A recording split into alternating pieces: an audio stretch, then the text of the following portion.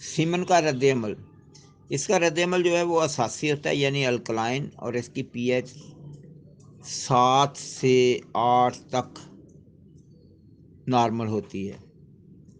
Sperm की तादाद के लिहाज से 60 से 120 मिलियन फी मिलीलीटर हो तो उसे सही समझा जाता है। अगर स्पर्म काउंट 350 मिलियन से ज़्यादा हो तो उसे पोलिजोस्पर्मिया कहते हैं। जब स्पर्म काउंट 20 मिलियन से कम हो तो उसे ओलिगोजोस्पर्मिया कहते हैं।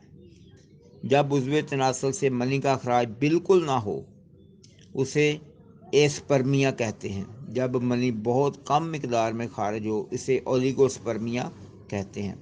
जब मनी कम मिकदार में खारिज हो तो उसे हायोस्पर्मिया कहते हैं। जब मनी का इखराज तो हो लेकिन इसमें स्पर्म बिल्कुल ना हो तो उसको एजोस्पर्मिया कहते हैं। जब मनी का अखराज हो तो उसमें स्पर्म की हरकत सुस्त हो या बिल्कुल ना हो तो उसे एस्थीनोजोस्पर्मिया कहते हैं। जब बहुत कम स्पर्म काउंट और बहुत कम हरकत हो तो उसे ओलिगोएस्थीनोस्पर्मिया कहते हैं।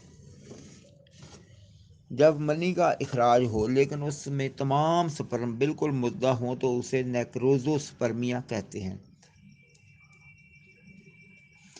जब मनी में कम से कम 60% स्पर्म सही हो तो आदमी को सेहतमंद कहते हैं, वरना कोई मसला होता है। स्पर्म की शक्ल जो है, नॉर्मल स्पर्म की लंबाई 50 यूएम तक 70 यूएम तक होती है और हर एक का सिरा बैजवी होता है जो कि 2 यूएम से 3 यूएम या 6 यूएम मल्टीप्लाई 3 यूएम या मल्टीप्लाई 2 यूएम तक साइज होता है और दरमियाना हिस्सा छोटा और दुम पतली और लंबी होती है।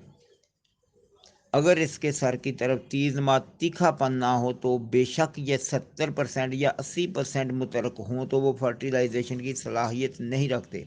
उस वक़्त उनकी तहरीक अज़लाती साबी होती है। इसी तरह अगर दुम की साख्त अधूरी हो या पेचदार ना हो या गैर मुतरक हो या किसी भी तरह गैर तबई हो तो इसे वाक़तन हरकत करने में मुश्किल पेश आती है।